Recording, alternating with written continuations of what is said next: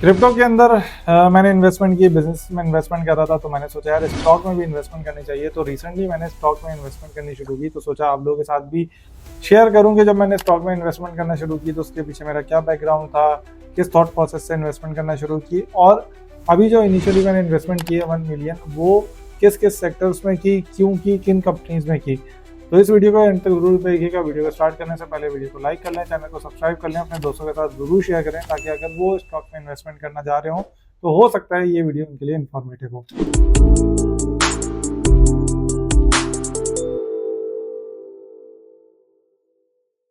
अच्छा, इन्वेस्टमेंट करने से पहले सबसे पहले मुझे डिसाइड करना था कि मैं किन सेक्टर्स में इन्वेस्टमेंट करूं।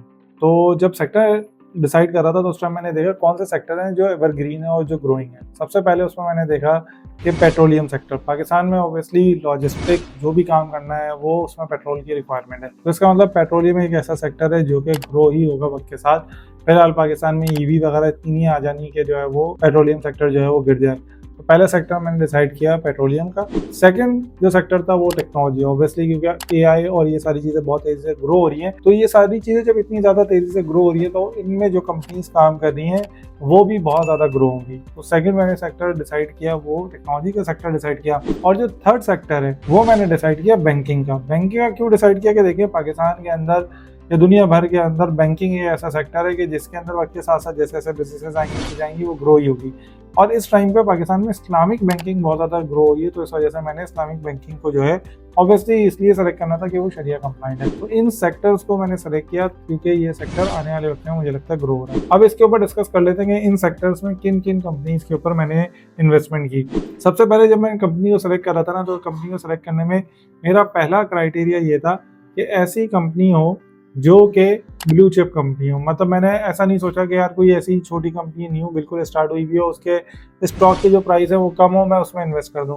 बहुत सारे लोग ये गलती करते हैं कि जब वो इन्वेस्टमेंट कर रहे होते हैं ना तो वो बोलते हैं कि यार मैं जो है बड़ी कंपनी में इन्वेस्टमेंट करूंगा, उसके शेयर की प्राइस जो है 1000 रुपये 500 रुपये, तो मैं इतने ज़्यादा क्यों करूँ, मैं छोटी कंपनी में करूँगा, उसके अंदर जो है मेरे चांसेस ज़्यादा हैं कि उसके प्राइस बढ़ जाए। हाँ बिल्कुल चांसेस ज़्यादा है, लेकिन ये भी चांसेस हैं कि वो कंपनी जो है नीचे गिर जाए। तो जब आप पहली बार इन्वेस्टमेंट कर रहे हैं तो कोशिश करें, जो मैं सोचता हूँ कि आप ब्लू चिप कंपनी में इन्वेस्टमेंट करें जो कि ऑलरेडी पिछले 5, 10 साल, 15 साल, 20 साल से ऑलरेडी मार्केट में अच्छा रिटर्न दे रही है, ताकि उसमें आपकी इन्वेस्टमेंट जो है वो सेफ हो। और फिर आहिस्ता आहिस्ता जब आपको समझ में आना शुरू हो कि मार्केट कैसे चल रही है, आपको फंडामेंटल चीज़ें समझ में आनी शुरू हो, टेक्नोलॉजी की समझ में आनी चाहिए, टेक्निकल एनालिसिस आपको समझ में आनी शुरू हो, तो उसके बाद फिर आप जो है वो छोटे न्यू कंपनीज के अंदर भी इन्वेस्टमेंट कर सकते हैं। तो अब जब मैंने इन्वेस्टमेंट करनी थी तो उसमें एक क्राइटेरिया था, ये था कि भाई पुरानी ब्लू चिप कंपनी है। दूसरी चीज़, पुरानी ब्लू चिप कंपनीज में भी वो कंपनीज जिनका ईयरली जो ROI है वो काफ़ी अच्छा रहा हो, CAGR जिसे हम कहते हैं वो अच्छा हो। और तीसरी चीज़ ये कि वो अपने इन्वेस्टर को अच्छे डिविडेंड और अच्छे बोनसेस दे रही हो। तो अगर अच्छा डिविडेंड और अच्छा बोनसेस दे रही है और हिस्टोरिकली एक अच्छा रिटर्न मिल रहा है, तो इसका मतलब वो कंपनी मेरे लिए भी प्रोबेबिलिटी है कि आने वाले वक्तों में अच्छा रिटर्न देगी। तो अब अगर आप बात करें कि सबसे पहली कंपनी अगर पेट्रोलियम सेक्टर में मैं देखूं तो मैंने मारी पेट्रोलियम को सिलेक्ट किया।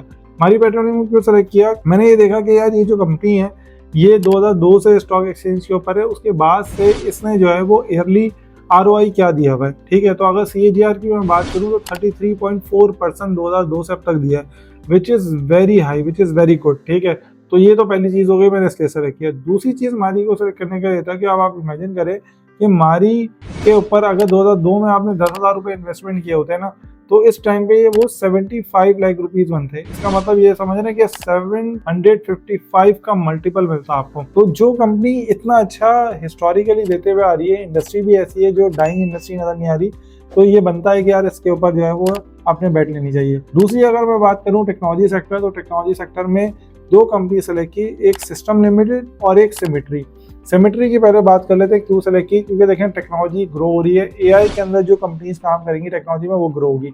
सिमेट्री रिलेटिवली न्यू कंपनी है, लेकिन उसमें मैंने इसलिए इन्वेस्टमेंट की क्योंकि उसके फाउंडर्स वगैरह को मैंने लिंक्डइन पे देखा, उनका प्रोफाइल देखा, मुझे लगा कि इसमें पोटेंशियल है, तो इसलिए मैंने जो है वो अपने पूरे पोर्टफोलियो का 10% इसमें इन्वेस्टमेंट कर दिया कि हो सकता है ये ग्रो हो जाए। सिस्टम लिमिटेड क्यों इन्वेस्टमेंट किया, सिस्टम लिमिटेड 2015 से स्टॉक एक्सचेंज के ऊपर है। 2015 से अब तक अगर आप देखें तो इसका सबसे हाई CAGR है, मतलब 36.49% CAGR दिया है इसने। तो 36.49% का मतलब आप समझते हैं कि अगर आपने 10,000 रुपये इन्वेस्टमेंट किए होते इसके ऊपर 2015 में, तो अभी आपके पास तकरीबन 2,23,000 रुपए होते हैं। मीन्स कि आपने जो इन्वेस्टमेंट किए उसका 22 का मल्टीपल आपको मिल जाता अब तक। तो इसलिए मैंने सिस्टम लिमिटेड यहाँ पे सेलेक्ट की। तीसरी कंपनी अगर मैं बात करूँ बैंकिंग सेक्टर में, तो इस्लामिक बैंकिंग में मुझे इन्वेस्टमेंट करना, तो मीज़ान में मैंने इन्वेस्टमेंट की। मीज़ान में इन्वेस्टमेंट करने का रीज़न ये था कि उसका CAGR जब मैंने देखा, एक तो ये इस्लामिक बैंकिंग है, दूसरा ये कि उसका CAGR 26.18%। और अगर मैं इसको देखूं 2002 में ये भी लिस्ट हुआ था, अगर 2002 में मैंने इसमें 10,000 रुपए इन्वेस्ट किए होते तो इस टाइम पे मेरे पास तकरीबन 21 लाख रुपए होते। तो इन सारी क्राइटेरिया के बेसिस के ऊपर मैंने इन्वेस्टमेंट की, और मुझे लगता है कि आने वाले वक्तों में मैं और भी इसके अंदर मंथली बेसिस पे इन्वेस्टमेंट करूंगा, ताकि मैं इसको ग्रो करूं और आपको टाइमली शेयर करता जाऊंगा कि भाई किस तरह की इन्वेस्टमेंट मैं कर रहा हूं, ताकि आप लोग को अगर हो सकता है इसमें से कुछ चीज़ सीखने को मिले। हो सकता है कि मैंने इसमें कोई गलती की हो, तो आप लोग जो स्टॉक के अंदर माहिर हैं, जो इन्वेस्टमेंट कर रहे हैं, तो वो कमेंट सेक्शन के अंदर जरूर बताइएगा। दूसरी चीज़, कुछ लोग अगर न्यू है वो ये समझना चाह रहे हैं कि भाई CAGR वगैरह मैंने कैसे देखा, तो यहाँ पे आप देखेंगे, यहाँ पे एक सरमाया एक वेबसाइट है, बहुत ही अमेजिंग है। इसके अंदर ROI कैलकुलेटर है। यहाँ पे अगर आप देखें तो मैंने मारी का सेलेक्ट किया हुआ है, 2002 ईयर सेलेक्ट किया हुआ है, उसमें क्या प्राइस था उसका शेयर का वो सेलेक्ट किया। अब उसके बाद जब मैंने कैलकुलेट किया, देखें यहाँ पे नजर आ गया सारा प्राइस। उस टाइम पे 2002 में इसका शेयर प्राइस था 30 रुपये, अब 618 रुपये। और उस टाइम पे आपने शेयर लिए थे 300, मतलब 10,000 रुपये इन्वेस्ट किए होते तो आपके टोटल शेयर बनते 333। लेकिन अभी आपके शेयर हो गए, क्योंकि बोनसेस भी देती है, तो 10,800 के करीब। और आपका टोटल जो रिटर्न मिल रहा है डिविडेंड मिला के, वो तकरीबन 75 लाख। तो आप जब भी इन्वेस्टमेंट कर रहे हो, जो मेरी थीसिस है वो ये है कि ब्लू चिप कंपनीज में करें, जो हिस्टोरिकली अच्छा रिटर्न देती हुई आई है, हाई प्रोबेबिलिटी कि वो आपको भी रिटर्न देगी।